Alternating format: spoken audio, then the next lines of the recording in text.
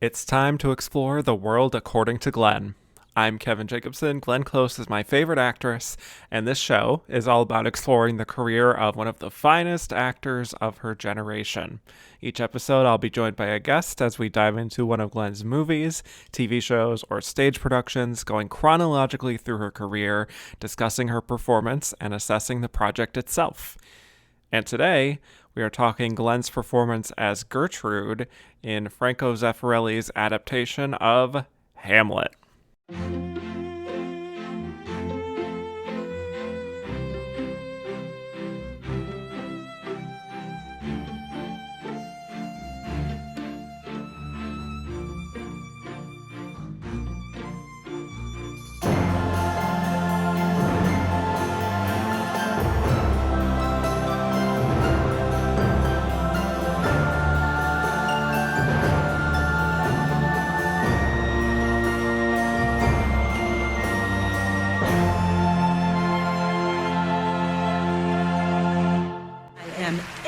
Time nominee Glenn Close, motherfuckers. My guest today is a writer and former co-host of the Academy Queens podcast. I've been lucky to have him on my show, and the runner-up is my other show, I should say, and the runner-up is multiple times, including on the 1941 Best Actress race, where we talked such performances as Barbara Stanwyck in Ball of Fire and Joan Fontaine in Suspicion. Welcome to the show, Brandon Stanwyck. Hey, it's great to be here talking about your favorite actress of all time. Basically, you are the Annie Wilkes of Glenn Close, if I were to put it in my own terms. I will just say right here, now that you mentioned that, my greatest fear in life is that it will be like a Julie and Julia situation, where it's just like Julia Child found out about Julie and her like cooking her way through a year of her recipes and then was like, that was weird. Why did she do that? And then Julie was devastated. That's me with this podcast. It's only a matter of time before she finds out, but I would imagine that she'd be very happy. I don't think she would have I hope so. I don't think she would have ill wills about it. Yes. And I would not take out any anger towards her if she felt that way. So I'm not full Annie Wilkes, but I take your point. Anyway, before we talk Hamlet, tell me your relationship to Glenn Close overall, if you remember when you first saw her and if you have a favorite performance of hers. So I'm a pretty big fan of Glenn Close. I say she's been in my movie watching life since I started watching movies, I would say. The first time I ever saw her was probably in Mars Attacks. I feel like that was probably the first time I came across her. I would have been very young, and my family rented it. I think it was one of those movies that my family rented multiple times over the years. So that's probably the earliest I ever encountered her. But I don't think I really knew who she was or learned her name until 101 Dalmatians. Like I'm in that age group. And then after that, Air Force One was another big one in my family. It's one of the ones we had on tape, so it was like in the rotation. So Glenn Close has been a pretty big part of my movie watching forever, basically. Yeah, that era seems to be a common starting place for a lot of people, and maybe it's just because I am talking to a lot of people from the same generation, perhaps, that it is that mid-90s period that people really start to take notice and then sometimes go back and check out her 80s work. But did you have a favorite performance of hers? If I can break out of her film realm, I'd say Damages is probably my favorite. That show started toward the end of my high school years, and I was a really big fan of it. I think I've watched the first season like 3 times because I loved it so much. So I would say that's probably my number one Glenn Close performance. But of course, she has many, many hours of Patty Hughes to give us. So it's maybe a little bit of a cheat. When it comes to like film, it probably Dangerous Liaisons is number one, but I feel like that's a given. It's a tremendous performance. Love that. And it has really delighted me and surprised me a little bit how many people so far have cited Damages as one of their favorites of hers. I always felt like I was a little bit alone on an island watching that show and loving it as much as I did at the time. But it's nice to know that there were other fellow obsessives who found her and found something in that performance. And I love it. I like to say that it's a little bit of like the much higher, like more toxic version of what we have going on in Hacks. Similar, yeah. You know That what I show's mean? probably how I discovered Rose Byrne as well. Absolutely. And I have obsessed over her ever since. And I'm going to put it out into the universe. They both have big movies coming out this year. Glenn has Wake Up Dead Man. Rose has If I Had Legs, I'd Kick You. Variety actors on actors. It's right there. I'm giving you free ideas. So I think they there should you run go. with that. Absolutely. It's what we want. It's what at least people like us want. Right. I don't know how many of us there are, but Probably there are several. dozens of us. Okay. Well, on that note, let us get into what we're going to talk about today, which is Hamlet. So, to get into this production, how it came together, it began with Franco Zeffirelli, who had previously made film adaptations of other Shakespeare plays, such as The Taming of the Shrew in 1967, and famously Romeo and Juliet in 1968. And part of his goal with adapting Hamlet was to make this story accessible for modern viewers, and especially younger viewers. He is quoted as saying, "It's very seldom that Shakespearean plays are done in a way that kids can identify with, and I think I've found a way to accomplish that." And part of that was also through the casting of movie stars in the principal roles, starting with Mel Gibson as Hamlet. So Mel was coming off a major box office success with the Lethal Weapon series. He was kind of a sex symbol in the late 80s. He had done some Shakespeare as well in acting school, at least, like Romeo and Juliet and A Midsummer Night's Dream, but he wasn't really considered a classical sort of actor by any means in the 80s. So this was a big career pivot. And then with Glenn, she was absolutely a movie star at this point. I talked last week about how she secured a $3 million pay or play fee for Reversal of Fortune. She was at that point now after Jagged Edge and Fatal Attraction and even Dangerous Liaisons to a certain extent, where she was becoming bankable. And so she was sought out as kind of a draw. She was paid just above scale, as was the whole cast, but also a part of her contract was that she got a percentage of the box office grosses. So things are in a pretty great place for Glenn right now, career-wise, and, raking in the money, getting the great roles. And here she is taking on this plum role as Gertrude, Hamlet's mother. So Hamlet is traditionally at least, 4 to 5 hours long on the stage with the full text of the play, but Zeffirelli and his co-writer Christopher DeVore cut a pretty significant portion of the dialogue, bringing the runtime here down to 2 hours and 15 minutes, but obviously maintaining all of the main plot points, though they do move one significant speech around, as we may discuss. But the film is more or less a faithful adaptation of the play beyond those cuts, telling the story of Prince Hamlet, played here by Mel Gibson, whose father, the King of Denmark, suddenly dies in his bed. Hamlet's uncle Claudius, played by Alan Bates, quickly marries Hamlet's mother, Gertrude, played by Glenn, and Claudius thus becomes the new king. And when Hamlet's father's ghost appears to him and reveals that Claudius may in fact be the one responsible for his death, he is urged to take revenge and goes about the process of doing so. Meanwhile, he's also juggling his rather rocky relationship with a young woman named Ophelia, played by Helena Bonham Carter, who has a father, Polonius, played by Ian Holm, who doesn't like Hamlet much and colludes with Claudius, spying on him, and things escalate when Hamlet accidentally kills Polonius, setting off a rather calamitous series of events. So that's Hamlet, in case people don't know what Hamlet is. Brandon, as a fellow lover of literature, I'm sure you have a relationship with Hamlet and the works of Shakespeare. Just tell me your initial thoughts on Hamlet, on Shakespeare too, if you want to delve into that, and what you think of this adaptation and Glenn's performance. I know that's like 4 questions, but wherever you want to start. Oh, it's all good. So I am a fan of Shakespeare. I don't consider myself a scholar by any means, but I became a fan of Shakespeare in high school. We had a class for seniors that was a year-long class all about Shakespeare, where we read 6 plays of his. Hamlet was not one of them because it was part of a different class at my high school. But I was sort of a contrarian in the way that I thought I would like things that other people didn't, namely literature and Shakespeare. I was so punk rock in that way, I guess.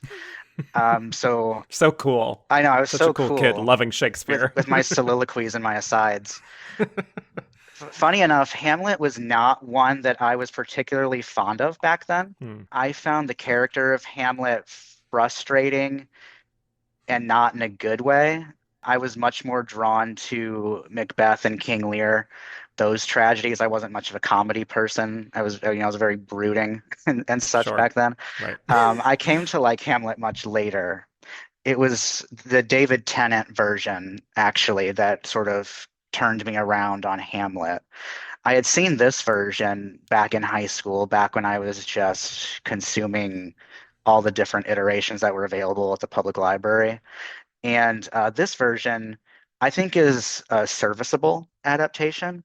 It's not groundbreaking in any particular way, but it's pretty digestible to general audiences. I think the cuts make sense, especially if you're trying to do, a big budget studio wide theatrical release. You're not going to get very many people buying tickets to a 4 hour Shakespeare movie, even though a few years later it would happen by Yes. another filmmaker. But if you're going to go this route and you're trying to make it easily consumable, I think it was a wise decision and pretty well done for the most part. Mel Gibson's a lot better in this than I thought he would be. And, Glenn Close is very good in a role that I always kind of just brushed aside. I Yeah. never really think about Gertrude in any meaningful way. Before watching this, I don't even think I would consider her top five most interesting characters in this play. But Glenn Close does bring a certain earnestness to Gertrude that I think reveals a lot. And she makes her more complex than another production might. How do Hmm. you feel about it? Yeah, I actually agree with that. And I didn't mention before, but it's Mel and Glenn above the title, and they're prominently on the poster. So it kind of Hmm. makes this image in my mind of like propping her up, her character, a little more than what is actually in the play. Maybe that just speaks to her movie stardom at that point. But yeah, I have had an up and down relationship with our friend Shakespeare. Whenever we got to study his work in high school and college, it was a little bit sometimes of an eat your vegetables situation, I will admit, because of the language, the verbiage, it takes a little work to adjust to the rhythms of it. So stylistically, never really my favorite, but I think what also drew me in, despite that slight barrier there, was just the drama of the stories, the kind of soap opera tragedy of it all. And I too always preferred the tragedy to the comedies, which shouldn't surprise anybody, but it's the backstabbing, it's these dysfunctional family dynamics. Just story-wise, it's just so juicy. And Hamlet, I do think, is among the juicier of his works. I find the characters to be actually pretty dynamic, and I think the relationship with Hamlet and his mother leans into the kind of Oedipal complex a bit, and that's very much explored here. And I think just thematically, the way it sort of explores revenge and the cost of revenge, and even like the butterfly effect and how one action can lead to this huge chain of reactions, it's just fascinating to me. But also just the idea of like perception and how we choose to present ourselves to others, and the idea of like play acting, and it's very fitting that we have this play within a play here, which really underlines that idea. But also dealing with things like the afterlife, like there's so much packed in here, and these are concepts that people have continued to struggle with for more than 400 years now, and makes it relevant. So that's kind of my baseline of Hamlet. But I think when it comes to film adaptations of Shakespeare, it does bring to mind the point that maybe you've heard this too, that certain actors have said this during like award season and stuff, where they're talking about how award season is kind of bullshit sometimes, and the idea of comparing performances is like, what are we doing? Because it's such different things that are asked of people depending on the film and the content and the context. Whereas what I've heard some actors say is that, like, if you're judging between various interpretations of Hamlet or other classic characters like that, that may be a little bit fairer because you're working with the same material and it's up to your own interpretation. So that's kind of what I think about when I am watching these adaptations, because I know the text. I'm sure you know the text too. Just like, it's the real focus for me is just the formal aspects of how the director and the actors kind of stage the scenes and interpret the characters, more so than me focusing all that much on the emotional effects of the story itself and sort of judging it on those terms.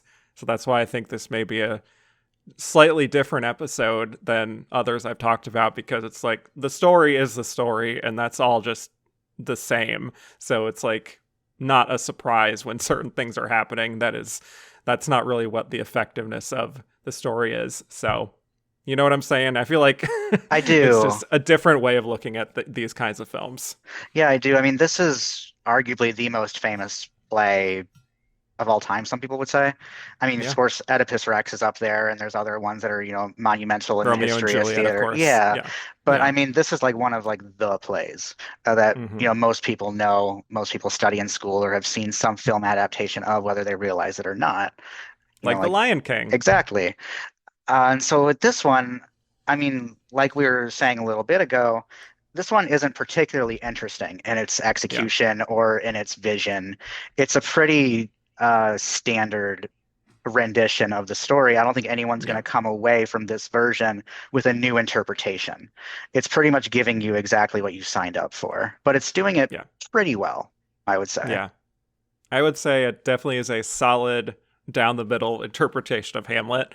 I definitely don't think it's an essential adaptation, but I also don't consider it a failure necessarily by any means. I don't think anyone's embarrassing themselves, even if you may look at the cast and be like, Mel Gibson is Hamlet, and just kind of automatically judge it going into it. But I think he Yeah, acquits himself well. everyone does their Yeah. job. Yes. Yes. And I think also Zeffirelli is using real sets and like these real castles. I think that is a huge plus and makes it feel quite a bit less stagey than Shakespeare stories tend to be on film. And I do find also, I don't know if you noticed this, but there is a very noticeable lack of like long shots. Like we get quite a few close ups, a lot of different cuts when multiple characters are in conversation with each other. And I think all of that really makes it come more alive, and kind of the rhythms of it feel much more like you're watching a film from 1990, Yeah, you know? it didn't really occur to me until the climax of this story because, I'm Yeah. focusing on Gertrude in a way that I never have before while watching this Sure. version Yeah. because Gertrude's not really a character that people are usually drawn to unless there's a reason for it. And Hmm. during, the poisoned wine chalice bit, the way it kept cutting to Glenn Close and we kept seeing Yeah. these micro reactions as she's processing all the information, that's stuff we would not get in a stage version. And an Right. actress might try to deliver it, but 95% of the audience isn't going to see it. Hmm. So it does really work in this version. Yeah, I think so. And I think Glenn is really good here. I think she certainly gets more to do in the back half of the film, but it's a lot of great face work from her, I notice. The first scene is of her just kind of crying and mourning for the king, her husband. She has these beautiful blonde braids, it's such a fun look from her. This wig. Right, a true wig Right. flew. And then even like after that, when she has kind of this like frozen smile when she's on her throne and they're announcing about how she and Claudius will be married and serving great looks there, I do think she makes the absolute most of every scene and every close-up, because that's exactly what I was going to say, is that I feel like Gertrude is definitely not the most memorable character from this play, but she does find a real vulnerability and even a sympathy for her situation that I find pretty affecting. And I feel like this interpretation kind of lessens the idea of her maybe colluding with Hmm. Claudius, Yes. with the 'Cause- murder. Yeah, I mean, this is a character who a lot of people, a lot of productions project things onto. Hamlet especially, because Hmm. some interpretations are that she was Claudius's accomplice, or she was complicit in some way, and perhaps she was. Maybe she knows more than she lets on, or maybe she knows more than she's letting herself believe she knows. Mm. But with Glenn Close's Gertrude, I just get someone who is just doing what she feels she has to maintain her way of living. Hmm. In this interpretation, anyway, I get the impression that she wasn't involved in the Right. murder. I think she puts the pieces together slowly.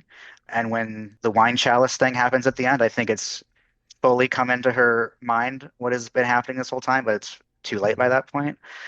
But Glenn Close in portraying Gertrude in this sort of earnest, sincere way, in a weird way, creates a lot of complexity in the character because you don't really know how sincere she actually is. It almost like does this weird like spinning effect where it's like, Mm, is she just deluded or is she just going about her life, yeah. marrying her deceased husband's brother just because it's the easiest thing to do? I don't know. What do you make of Yeah. this Gertrude?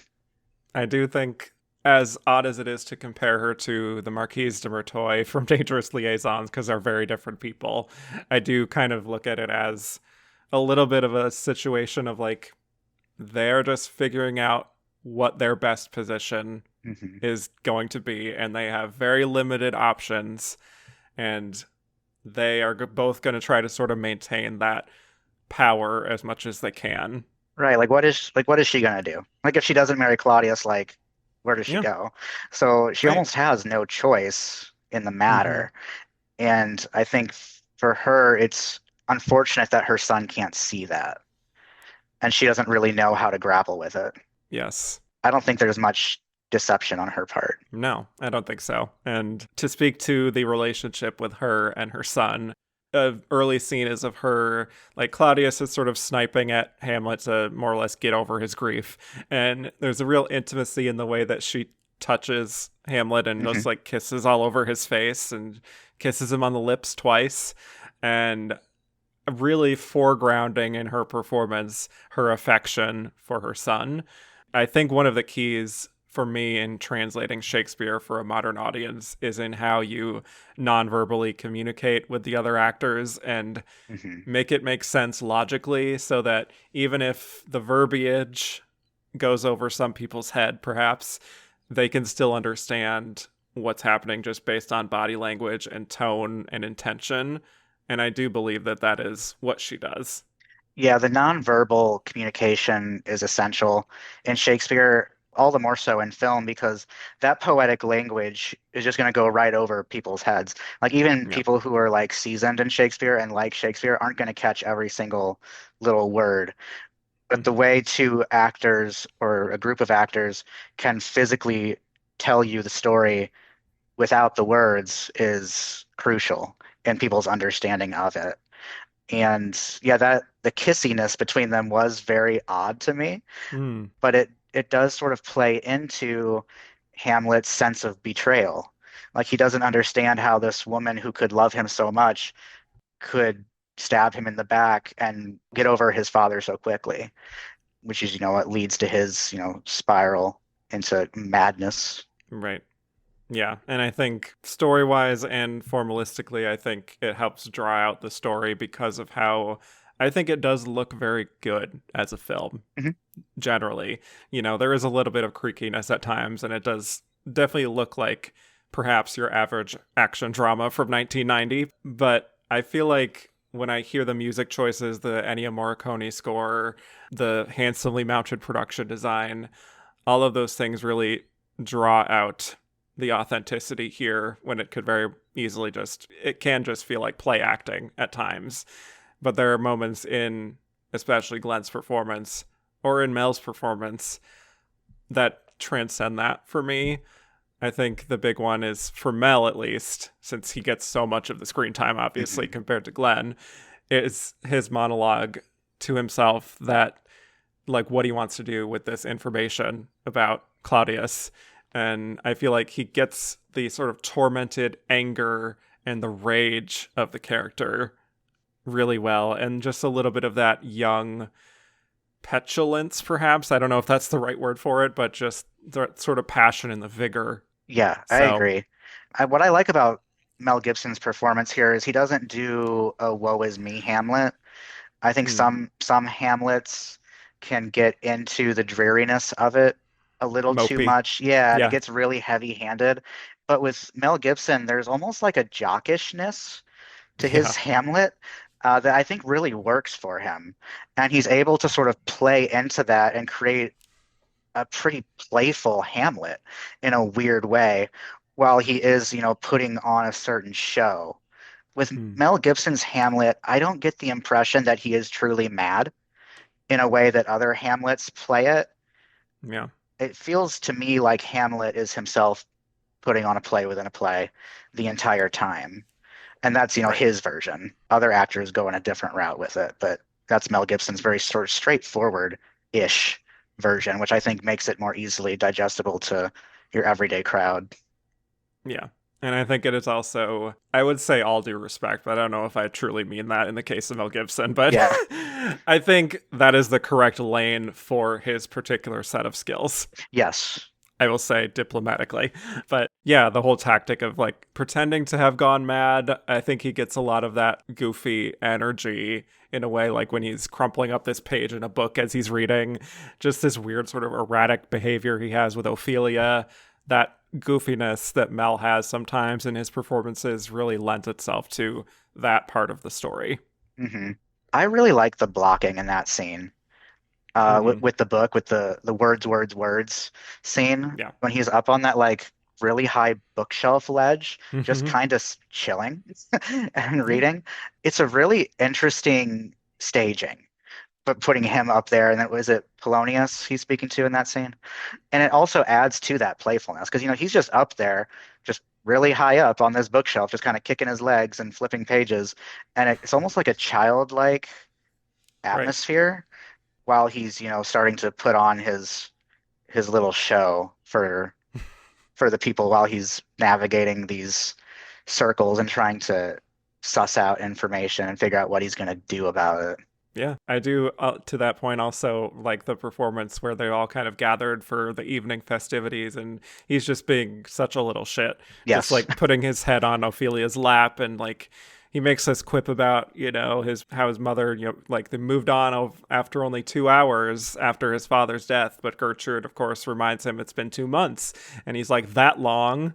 I just that's the Mel Gibson Yeah. movie star thing that appealed to people in that moment. Terrible theater Um, etiquette on Hamlet's part in that scene. True. But we do get the classic Gertrude line in that scene as well when Yes. Glenn really makes a meal out of it, I would say, where they're hmm watching the play and she observes, "The lady doth protest too much, methinks." Perfectly delivered. And that's where I do wish in moments like that, like I wish we got more of this story from her perspective, not just because it's Glenn, but just seeing more of her internal struggle. Granted, the sort of mysteries of her motives and whether she was in on it is maybe part of the richness of the text, but I do find that the film really comes alive a little bit more when Gertrude gets to sort of do her thing and wield her influence and her interactions with Hamlet. And I don't know if that has been true of other interpretations, but maybe I'm Yeah. biased. I don't know. What do you think? I don't think it is true of other interpretations. Like Hmm. when we were just talking earlier, I was struggling to name a single other Gertrude, like another actress I can think of from all the versions I I've seen. believe Julie Christie is the Kenneth Branagh one in a few years Okay. after this. Is it So is it Gene Sim in Gene the Simmons is Ophelia. Oh, okay, okay. So Um, yeah, so yeah, I'm struggling to find another Gertrude. So it also makes me curious, what exactly was it that drew Glenn to this character? Because she's not exactly the meatiest mhm. of Shakespeare's women. It really is what you make of it. And maybe for Glenn, it really just was a challenge of what could she do and how could she be, the definitive Gertrude. And right now in my mind, I Yes. guess she is because I can't think of another one. Yeah, definitely. And to that point, I think, yeah, I've been reading a lot of interviews, obviously, through the show of her feelings on her career and what she's wanted to do as an actress. And she is absolutely someone who embraces those challenges. So I think that was her Yeah. mindset going into this. I mean, looking at her entire like body of work, just scrolling through like Wikipedia, just going from title to title, it is Hmm. so varied and so all over the place in terms of You're telling me. in terms of genre and Hmm. budget and big roles and little roles. It's honestly kind of exciting. And I don't know that there's another actress of her generation who is so eclectic in their oeuvre. Or you could say it's a very chaotic energy. Oh, yeah, yeah. You know, in a way Complimentary. that complimentary, not derogatory. Yes, of course. The next great scene for her, though, I think, is when she tells him, "Thou hast thy father much offended," and she's incensed at him making a big scene with the play. And I just love the little choices she makes in that scene. She has the emotional intensity that's needed for that scene, but there's this moment when he is kind of wielding his sword at her and she falls onto the bed and she's almost laughing a little bit, but it's only for a second. Like it's almost like, oh, we're just sort of play acting in a way. But then she realizes, oh, he's serious, that he's kind of unstable at this moment, and that is what leads him to accidentally stabbing Polonius, who's been spying on him behind this like hanging tapestry. And I think she really sells the fear and the horror of what's happened, you know? And then when he Yeah. starts manhandling her, like there's a lot that's asked of her there. Yeah, it's a pretty physical scene and a pretty emotionally demanding one from her.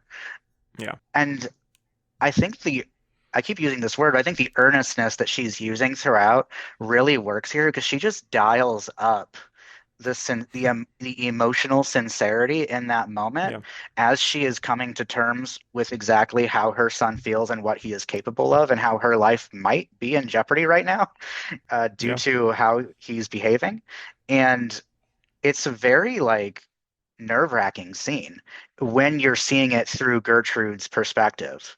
Because Glenn Close does deliver like a truly like a face of true fear in this moment when she has sort of put the pieces together of where this could lead.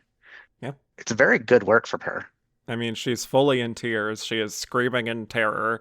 And he's also, let's just say, making these motions on top of her in bed. And it looks like rape, Yes. honestly. And she finally kind of shuts him up by kissing him on the lips. I mean, Pretty and it's a pretty heavy kiss. I would yeah. say so. Yeah. Oh, Um, yes. but yeah, like that's what I mean. Like the blocking in this movie is so interesting. Hmm. Because I don't know how many other actors would choose to go in that direction. This like very it's like visual rape body language in this scene. Yeah. Uh, and like there's a shot I think where they show it like from behind where it becomes especially clear what is happening. Because when he's like Hmm. on top of her and it's like you're looking at their faces, it just kind of looks like rustling around. But then Zeffirelli cuts behind to a wider shot behind Mel Gibson where he's like thrusting his hips on top Right. of her. And I think that helps to dial up the fear that is being communicated through Glenn Close's eyes because you don't Hmm. know where Hamlet's going right now in this moment. Yes. And then you're at the point where you're like, is he actually going mad for real in this sense? So it's really interesting playing with a lot of layers there. And they're both really bringing the drama in a way that feels very visceral and ugly and alive.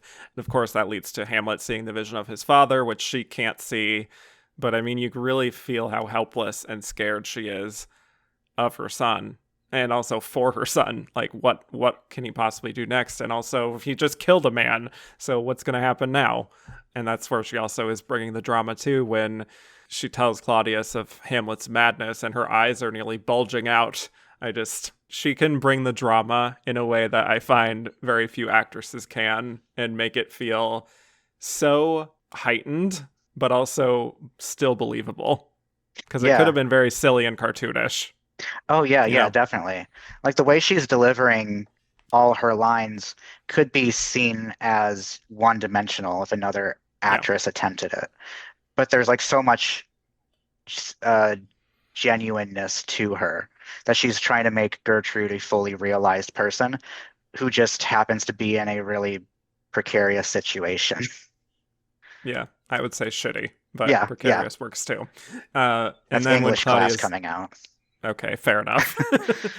um, I think when Claudius then sends Hamlet to England, it's kind of like ostensibly to protect him after he murdered Polonius, but you can really sense from Gertrude putting the pieces together, I think, even as early as then, how frightened she is for her son, because she maybe senses that he may be in danger on this journey. I don't know how much she actually knows about why he's being sent to England in that moment, because she, I think, feels a little bit like a helpless pawn within this whole situation. So Yeah, I think it's in tough. yeah, in that moment, I think Gertrude is realizing just how powerless she is, in Yeah. which is kind of funny because she is in the position that she's in because she was trying to hold on to power.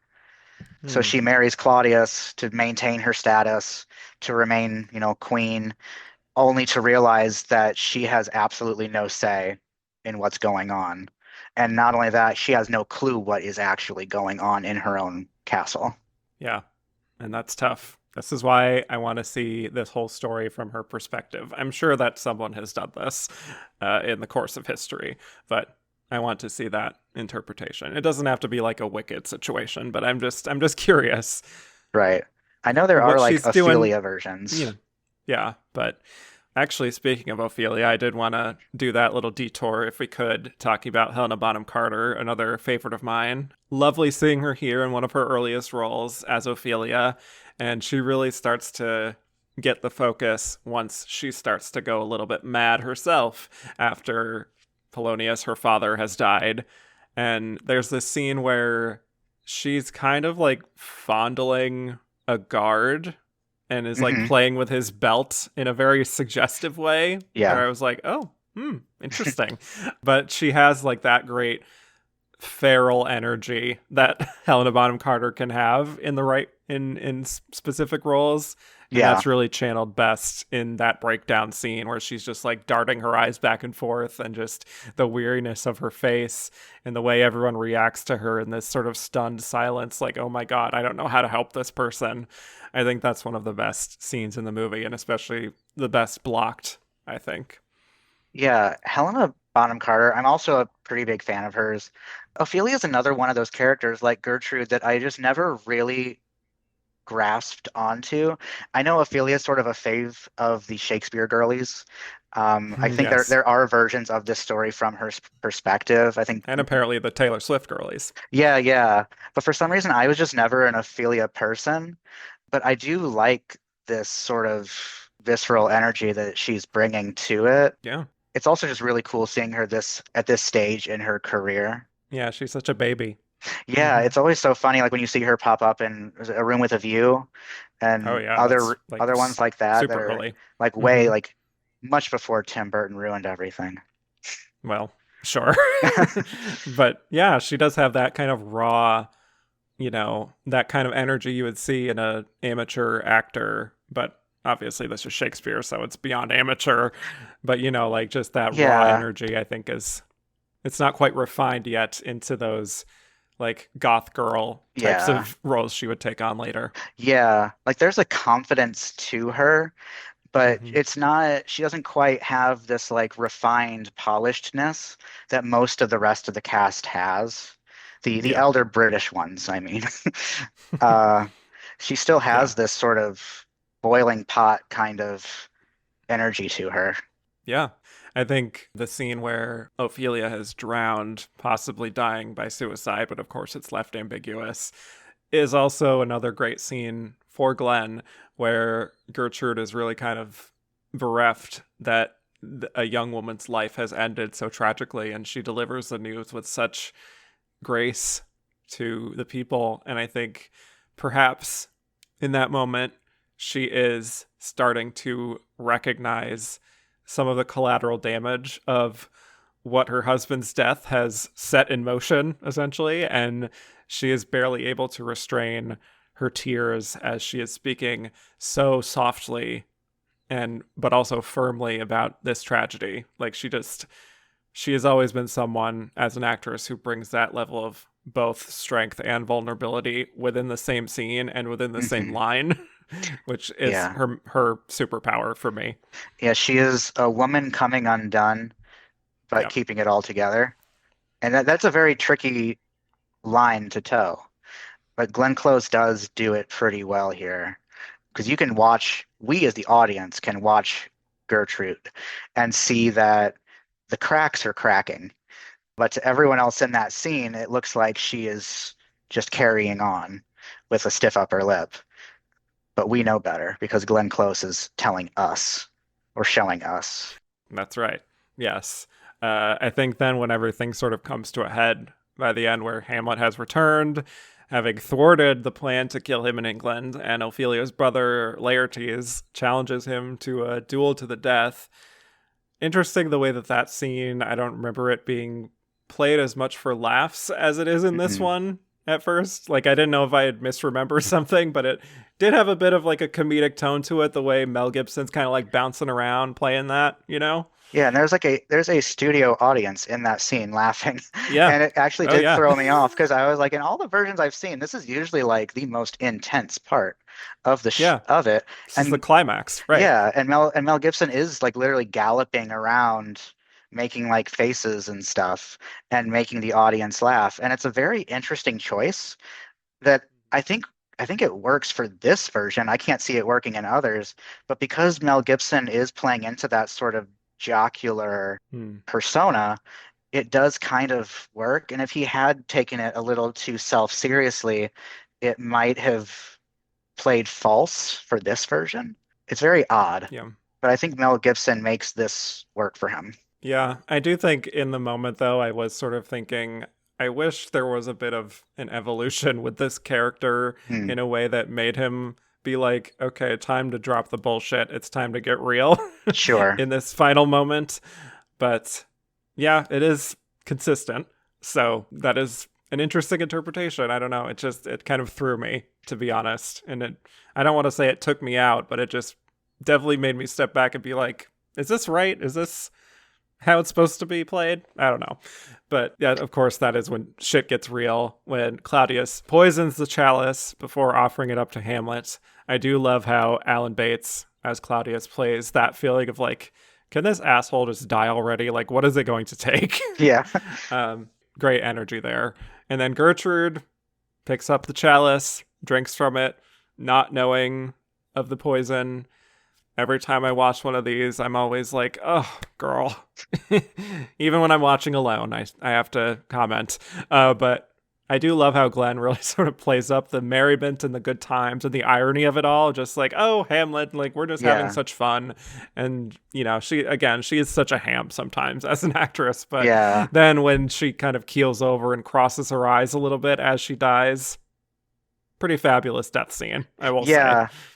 I mean, now that we talk about it like that, I wonder if Mel Gibson's sort of high-spirited antics in this scene helps rationalize Gertrude's jumping up and trying to Hmm, cheers him with the wine. right.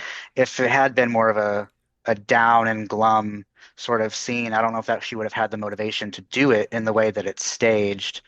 But it does also take a little while for the poison to take effect. It's not, the theatrical, as soon as I swallow, I start choking sort of thing. She drinks the wine, and it takes a minute or two before it starts kicking in. And of course, we get those close-ups where she's starting to feel it before anyone else can sense it, and she's having Yeah. her oh fuck moment. But then when she does die, it is a magnificent theatrical death where Glenn Close is just sans vanity and is making is like you were saying, crossing her eyes and like doing things with her mouth, and she just does not care about looking pretty while she dies, and it's great. It's great. Yeah, Yeah. I agree. I do love actually the tension of those 1 or 2 minutes where you're just kind of waiting for it to set in. The tension of that is well drawn out. I think And it's it's not just too enough, long. like, right, exactly. It's just the right amount of time. Obviously, everything goes to shit from there. Again, when Hamlet and Laertes are killing each other with the poisoned blade, and Hamlet learns the truth and all that and stabs Claudius to death. And Mel does pretty well with his death scene, too. Uh, Yeah, it's not too hammy right. Interesting that they kind of omit the any real mention of like what is going to happen in the future. because they end it with Horatio's "Good night, sweet prince" line. I don't think there's a Hmm. single line of dialogue after that. They just kind of cut the entire rest of the scene, which Yeah, that's okay. all you need. Yeah, and it does make me want like, oh, I guess we're just in a point where all of our principal players have died, and what is going to happen to Denmark from now? Who knows? Who cares? Just Maybe I don't know. anarchy in Denmark, I guess. Fair enough. So Yeah, it's an interesting interpretation, like we've been saying. Are there any other particular scenes that we may have skipped that you wanted to note? I mean, I did actually want to mention the to be or not to be kind of being Hmm. out of order from the play. I don't know what the Yeah, inspiration was there to do that. I'm not sure either, but it did throw me off. So I don't know that monologue word for word, but I know it well enough to where I was watching it and listening to it, Hmm. and I was like, "That's not right." Like it just threw me off because I know that's not right. I'm not sure what the motivation for it was. I don't know if they were trying to. I don't know if they thought it would be more digestible to people that way, but I don't. I feel like that kind of speaks for itself, and it wasn't necessary. I like the setting. I like putting in that crypt. Yes. Maybe it's a little on the nose for some people, but I think it's moody. Yes, I was absolutely impressed with the lighting and the production of that scene. Actually, I did. That's one of the notes I really took note of the production design here. I liked the even like the bones on the side. It's just that feels probably like the most overtly theatrical staged Hmm. scene, but in a way, it did emphasize the importance of this iconic quote, obviously, and I think he lands Mel in his performance the turns of phrase well enough and makes it sound spontaneous enough and not as overly rehearsed, making those turns and just kind of pondering to himself to sleep, perchance to dream, and those sort of key transitions do play well. So Yeah, I don't think I he's was really. pleasantly surprised. Yeah, me too. I don't think he's really milking anything here in the way that some actors might try to make this their moment. Hmm. But it wasn't too lackadaisical. Like he's just speaking the words and letting them speak for themselves in a way that I really admired. Because like if Mel Gibson had really tried to layer it on, I think it would have read as false. Yeah. And if you take too much time coming up with the words, then you're just being annoying. Yeah. Or you just look unprepared. Yeah. But I did just want to speak on that note to the overall visuals to kind of wrap this up again, because I just wanted to get a little bit on my soapbox here and note that there's a few nighttime scenes, just the Uh-huh. way things are staged, either indoors or outdoors, where what I took note of is that I could see everything still. Yes. And my point here is modern films, for whatever reason, do not give me that feeling anymore. Hmm. You know what I mean? I know exactly what you mean. It's a huge pet peeve of mine, especially in the horror genre. Yes. Horror's a big thing for me, and the underlighting in contemporary horror is a pox. It is just terrible. But the lighting Where is the here, budget? right, where were the lamps? Like Mhm, it's, yeah, but honestly. yeah, I love nighttime cinematography where you can actually see. It's Yeah. crazy. And I mean, Um, they were shooting for it to be watched, of course, in a theater, but then on home video, on standard definition TV. So they couldn't light it too dark, otherwise people wouldn't be able to see it. yeah. But even still, even though we have more modern ways of watching things, for lack of a better phrase, they should still really bring it back. I want to see the darkness. That'd be nice. I'd like to see what we're watching. I Hmm. agree. For me, the one I took notice of most is when Hamlet is talking to his father outside, Hmm. and there's this gorgeous sort of dark blue sky in the background. On the rooftop. And yes, right, yes. And also with Hamlet too, he is lit on like one side of his face, he's lit, and Hmm. then he's in shadow on the other side, which is obviously a great symbolic choice because the text is kind of like, not knowing if this vision of his father is an angel or a devil, basically for him. Hmm. Like, is he truly guiding him to take revenge, to carry out justice, or is this just kind of like the devil tempting him? So just those little lighting choices, I need this kind of energy again. So anyway, The lost art form. apparently, Someone should find it I, though. yes, maybe that's the issue. It's in the dark. Hmm. How about that? Any other even like performances you want to mention? We got a lot of great British talent Oh, here. Paul Scofield, Alan Bates. Yeah. yeah, I love Alan Bates. Mm-hmm. The crazy thing about Alan Bates that I was thinking about watching this is how many truly great films he's in and how many great films starring women that he's in. Because I mean, anyone who's gone through the 1960s and 70s Best Actress races, as I know you very much have, Alan Bates is such a key figure in so many of those films.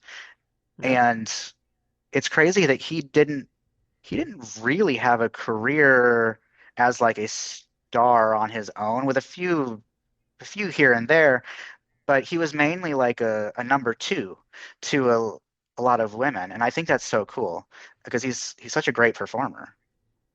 I really like him here as Claudius. Do you Yeah. have other And feelings?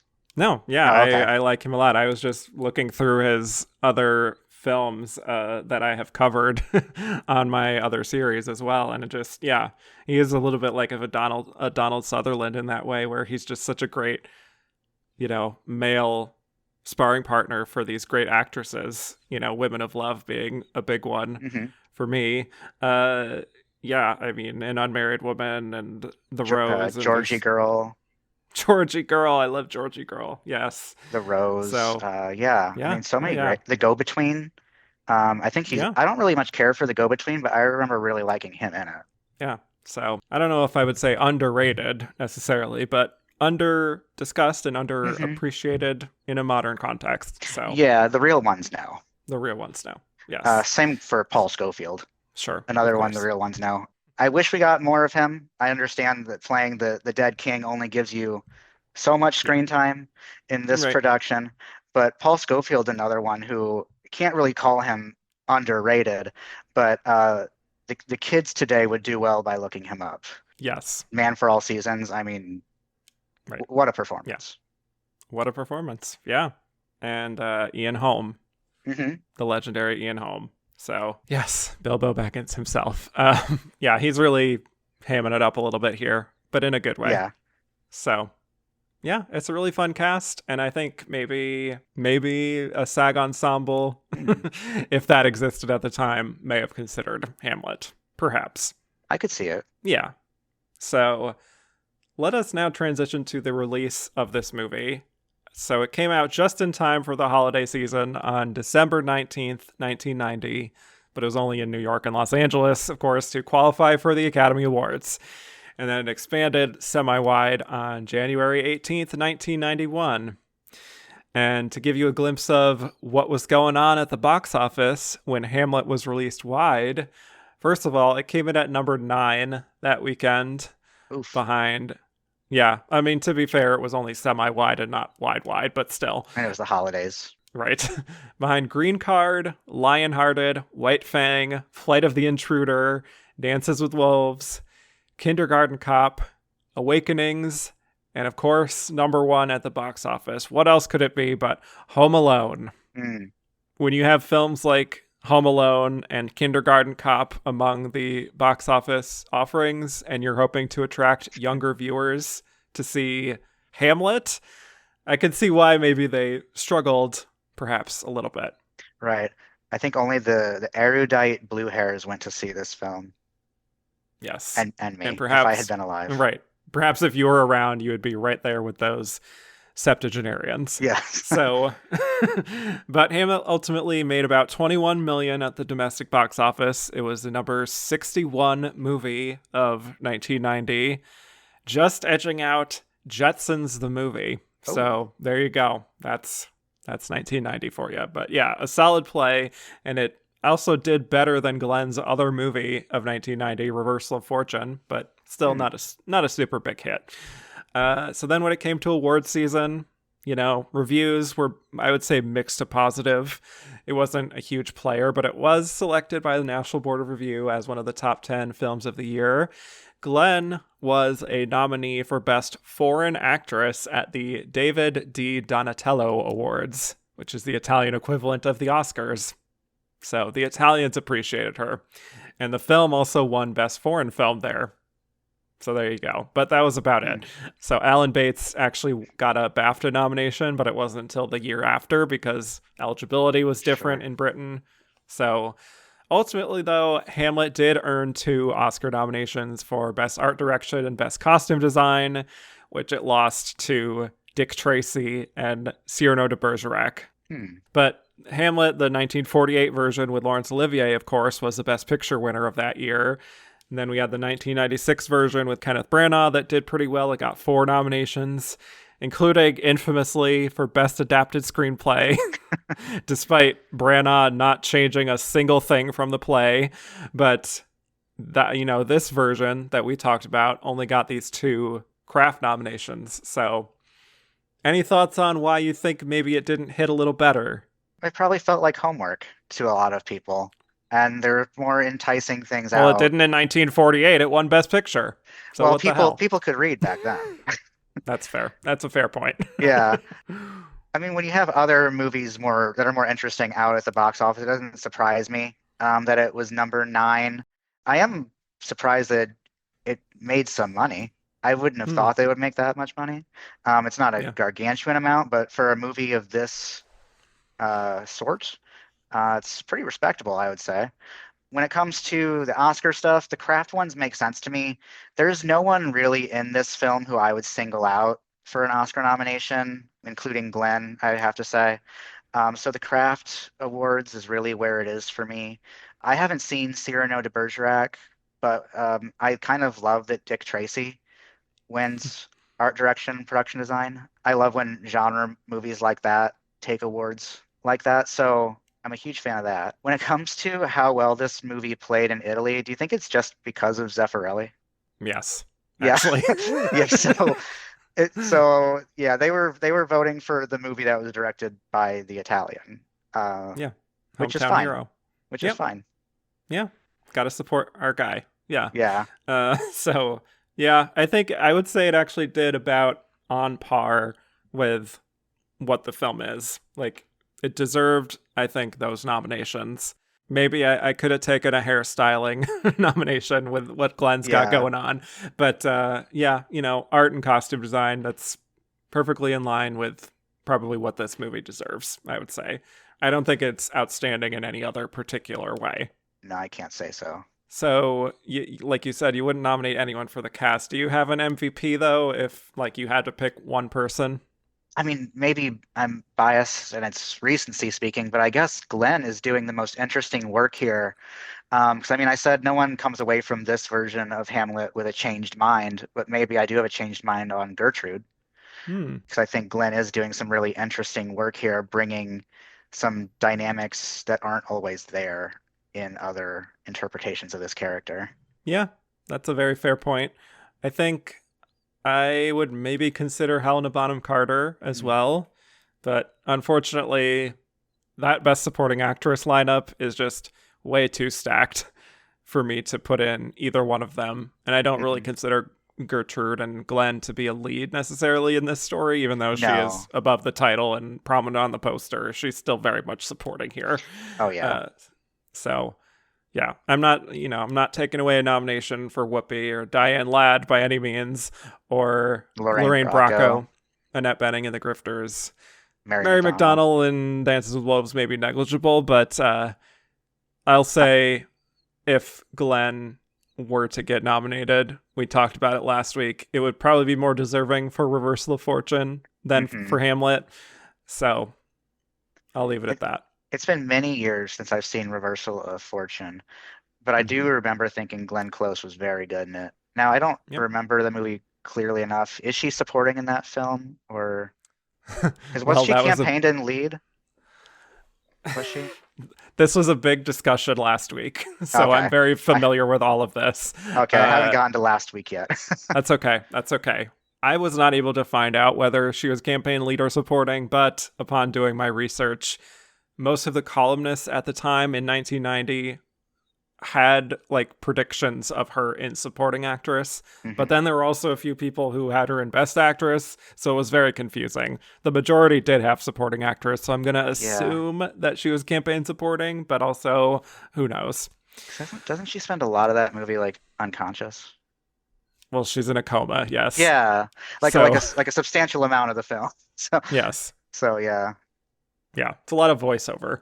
But yeah, anyway, still a great performance. But yeah. To get to our last segment here, we are going to rate Glenn's performance on a very specific scale.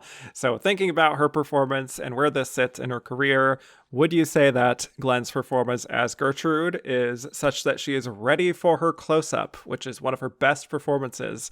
Is it low Glenergy, maybe not one of your favorites by any means? Or would you say close but no cigar, somewhere in the middle?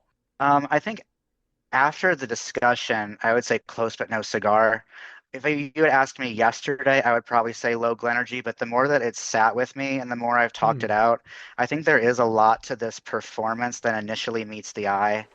I would not consider this an essential Glenn Close film or performance. I don't know if I'd necessarily put it in like a top 10, but I think it is maybe like a diamond in the rough or a deep cut, perhaps. A hidden I gem. don't. Yeah, Yeah. one of those. So I Yes. think I would probably go somewhere in between. Wow. That's very exciting. I'm glad that our discussion enhanced it for you. But yeah, this is also close but no cigar for me as well. I don't think this is a super well remembered performance from her, but I think she is putting in really good work, and she is clearly also utilizing her theater trained background, which I didn't talk about, but very much a theater trained actress. You can definitely see that here. And I think her interpretation of Gertrude, there's a great deal of vulnerability here that really kind of complicates the character in a way that we hadn't seen much before. So well done, Glenn. You had a good 1990. She really did. Yeah. With that, Brandon, thank you so much for joining me. This was such a fun discussion of Hamlet. Yeah, thanks for inviting me on. I'm really glad I got to rewatch this film that I don't know if I ever would have otherwise. So this was You're really welcome. cool. Yeah, thank you. Yes. Well, where can people find more of you on the internet if you wish for them to find you? Right now I'm on Blue Sky. I think it's just, I think it's B Stanwyck, I think, is the at there. And that's pretty much it. I mean, I have a blog where I review horror movies, but I've kind of put a hold on that while I'm exploring my own like creative projects right now. Nothing to really speak of at the moment, but I may come back to that at some point. That's fearsomequeer.net if you care Such a to great name. look. Yeah, thank I you. love that name. Yes.